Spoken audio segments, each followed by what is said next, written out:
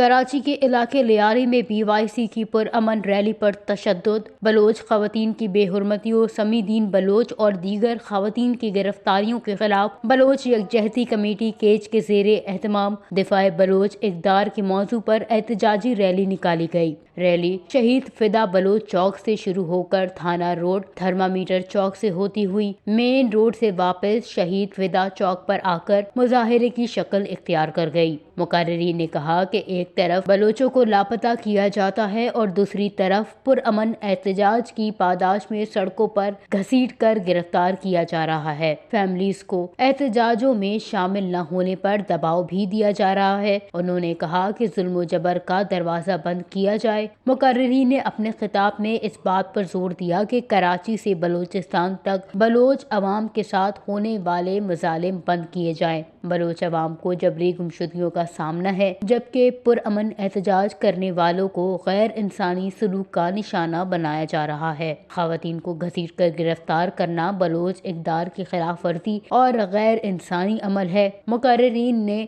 حکومت اور متعلقہ اداروں سے مطالبہ کیا ہے کہ بلوچ عوام کے ساتھ روا رکھے جانے والے ظلم و جبر کا خاتمہ کیا جائے اور لاپتہ افراد کو رہا کیا جائے۔